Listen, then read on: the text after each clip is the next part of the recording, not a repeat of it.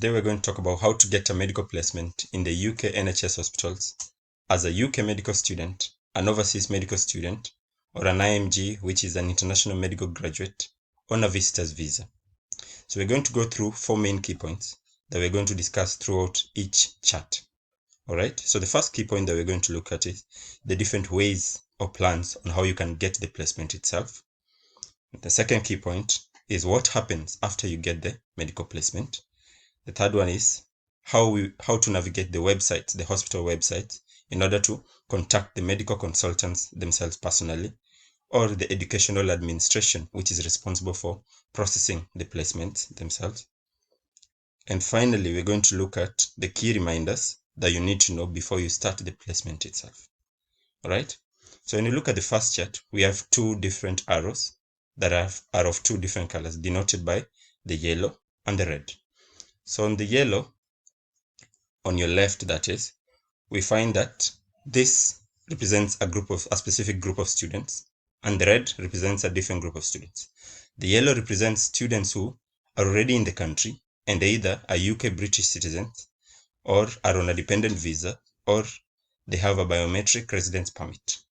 And on the red side, we have students who are outside the country and need a visitor's visa to come into the country, or students who are already in the country and have a visitor's visa with them.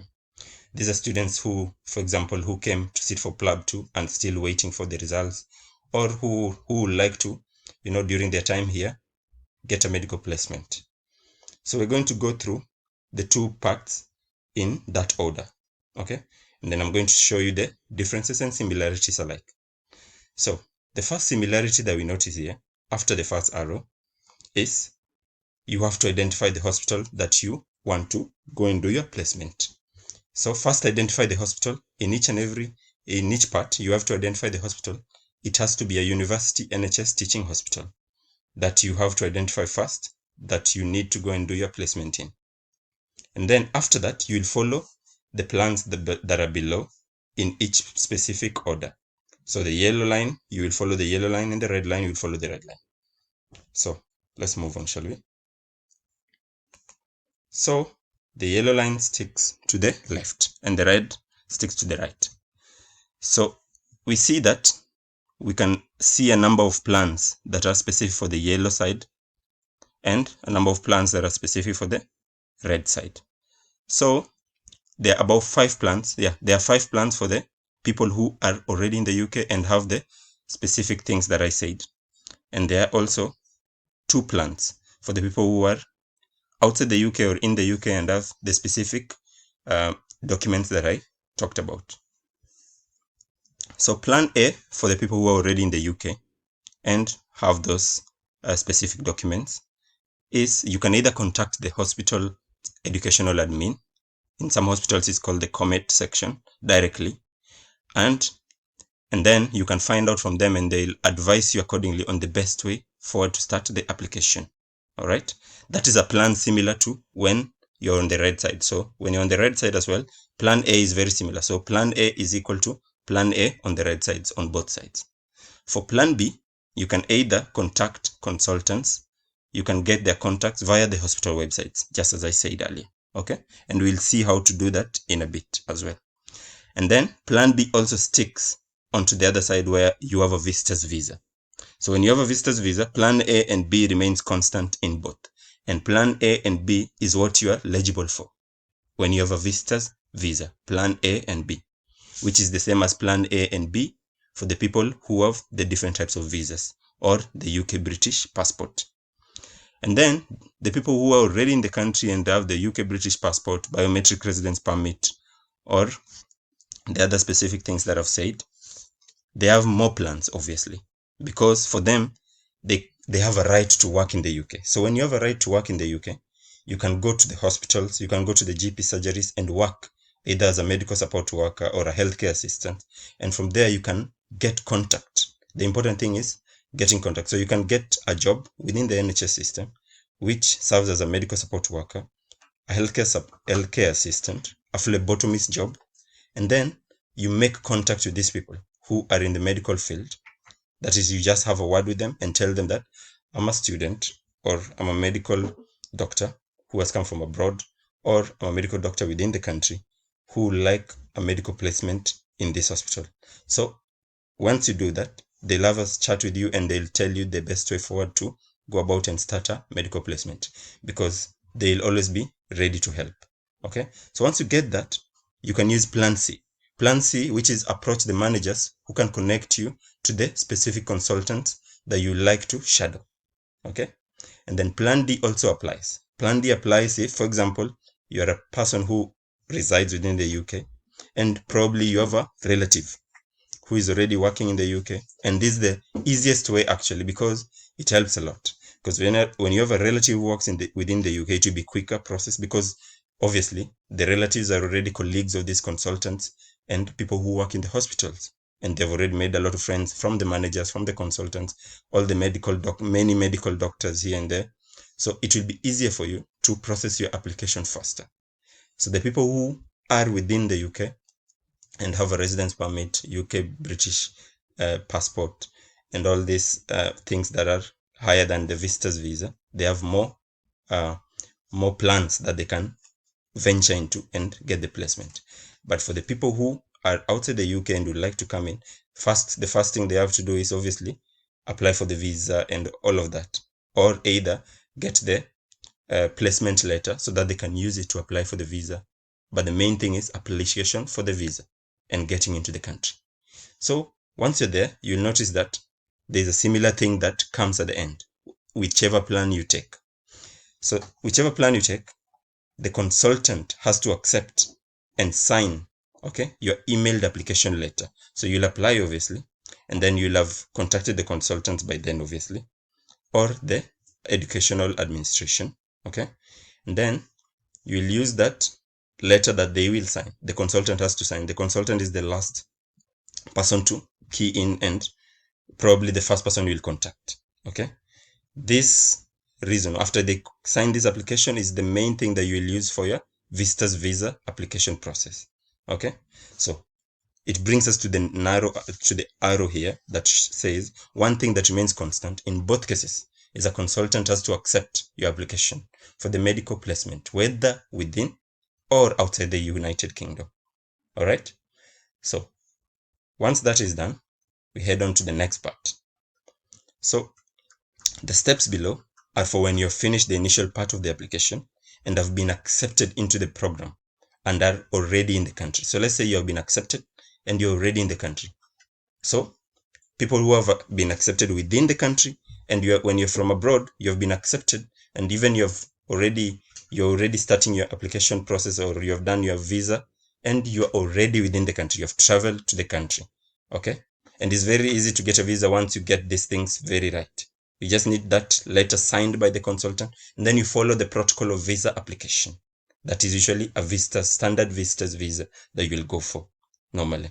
Okay, so once you're in the country, we'll follow the following steps. There are 6 steps that you have to follow.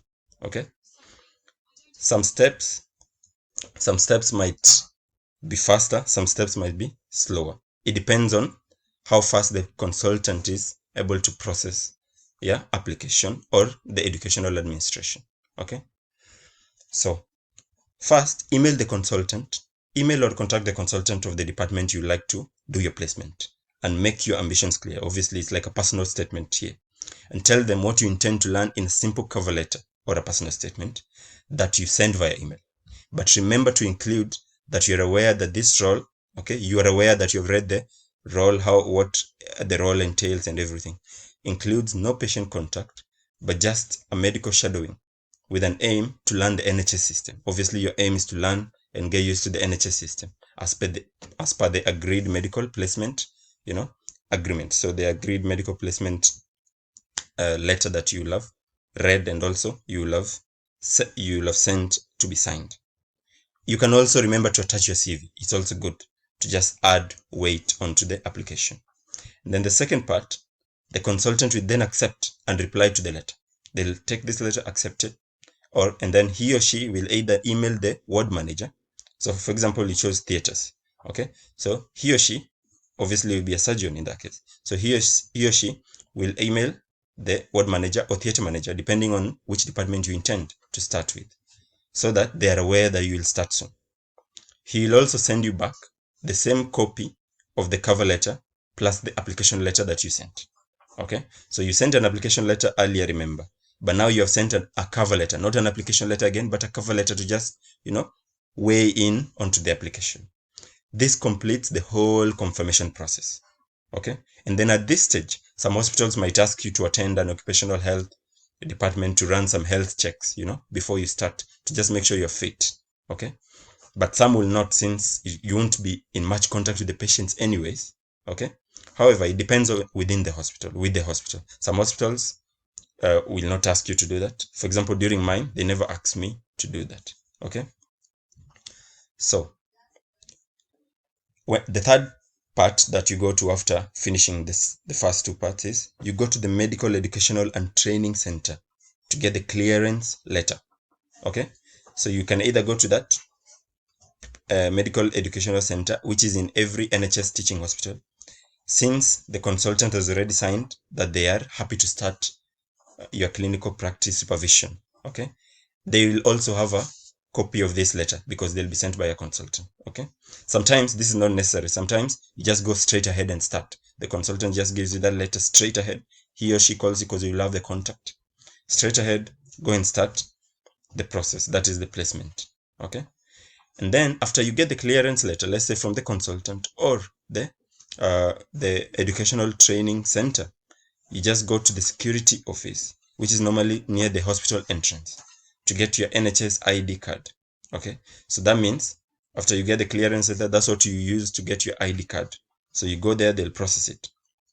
Then finally, let's say it's your placement has started and is almost, it's almost starting. You will discuss with the consultant when, or supervisor, when you can start the clinical placement. Okay, which is in most cases it will be immediately or maybe after a few days. Okay, and then you can schedule with him on the best way to work around the placement. Sometimes he's on call, or he will be on call, he or she will be on call, and then sometimes he'll be working long days. It depends. Okay, so you make a schedule to work around it. Okay, and then finally, towards the end of your clinical placement, make sure you request a certificate of attendance of clinical placement as a UK medical student, an overseas medical student, or an IMG, with those titles, to just make sure that you did this as an IMG, an overseas student, or a UK medical student, with the hospital letterhead attached that states the dates or months which you undertook. It's very, very important to state the dates and months, okay, which you undertook the placement. Include the consultant's name, his signature or her signature, the titles, and make sure you include this experience as your latest medical experience. Make sure you include this placement as your latest medical experience in your CV, because it boosts the chances of landing a job even within the NHS when that time comes. And in some cases, you'll find that some consultants will recognize you as a very brilliant student, and when that time for jobs come out, they'll even tell you before they come out, because they're the ones who usually conduct the interviews. So you might luckily end up landing a job in the same hospital that you like the placement to, or if you have another hospital that you prefer, that's up to you really. But it's better even doing the placement there and getting a job there itself, because you'll have navigated the whole hospital and you'll have known how it works. Okay, so there's some key reminders that we need to know, okay, on before you start your placement. There's some things that you need to know even before you apply, let's say during the whole process of you thinking about the placement. Okay, the reminders are, some hospitals might actually charge you for the placement, especially if you go through the educational training center. Okay, but in most cases, if you go through the consultant directly, you might, or you will end up doing it for free. Okay, just be sure of the terms and conditions before enrolling for one of these, because it applies for IMGs, it applies for foreign medical students, and even sometimes it applies for the UK medical students, but mostly for the IMGs and foreign medical students. So be sure whether it's a free placement that you're undertaking or a paid one, okay, before you start. And then the other keys that you need to know is, not that when you come to the UK, all expenditure will be upon you, your accommodation and other expenses. And then once in the UK, follow the protocol to finish the rest of the application in order. Make sure you follow the protocol that I provided. Okay, enough, like soon enough, in order to start the process early enough, like the process to start the process once you're in the UK can take about 4 days. It can take 1 week, sometimes even 2 weeks, depending. Let's say some hospitals want you to do the occupational health check, so it might take a bit longer. Okay, in some cases. Okay, so I'm just going to show you quick how to navigate to the website. Say I'll type Luton and Dunstable. This is where I took my placement, Luton and Dunstable Hospital, which is now combined together with Bedfordshire Hospital, so it's known as Bedfordshire Hospital NHS Foundation Trust. So once you're there, okay, we'll come here and just type medical placements.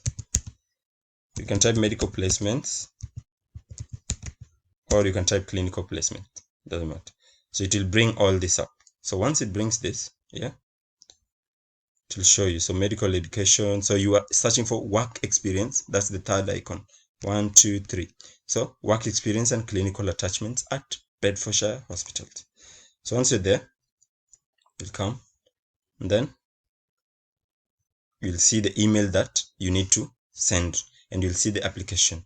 You must complete your application in full and provide two written references. Your application will not be considered unless it is completed in full.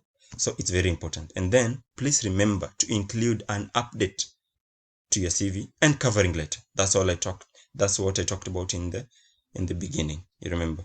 So, and then the placements normally take, some people take 5 days, some people take even more. Okay, it depends on the agreement that you have with your consultant. And then you will be issued an ID badge on your first day of start or during the period, basically. So just be sure to note that. And then we also have here clinical attachments, qualified overseas doctors only. So this is specific to qualified overseas doctors, and this you will find you'll find the clinical placement form application in the same website. So basically you just need to go to a hospital. Let's say it was UCL NHS Teaching Hospital. You go there and search, the search icon, just type in clinical placements or type in medical placements, and you will get it there. Okay, so the other contacts that you can get here, for example, in the staff directory, you will get contacts of the GP. So if you want to get any specific department, so let's say I want to get any specific department, I'll come to the top icon here, right here, and then I'll come to the GP and professionals, because they all are found here. All the contacts of the consultants and other medical doctors who are senior are found here. So you'll come here to staff directory. Okay, I want to believe it's the same in each and every website, but if you have a problem, just call the hospital straight and they direct you as well. So let's say I want to do my placement in gynecology or anesthetics. Let's say I want to go to anesthetics. I'll just click anesthetics. I'll choose my hospital, Luton and Dunstable, and then I'll get all consultants' names and their numbers and their emails. So let's say I want to go to Dr. 𝐕𝐢𝐬𝐚, for example. So she's a consultant anesthetist at Luton and Dunstable Hospital. This is her email address, and this is the number to her office. Okay, so it helps. Then finally, when you have a will, you will get what you want. Okay then. So guys, just remember to subscribe, to like and share our channel, and make sure to follow our channels as well on other pages. We are there as UFirst Doctors. UFirst Doctors with the number 1. So UF1RST Doctors. So UFirst Doctors channel. All right. Be sure to follow, like, subscribe. Thank you. Thank you for watching. Do like and share this video, and remember to subscribe to our channel for more informative videos. Turn on the notification bell to get an update on our new videos.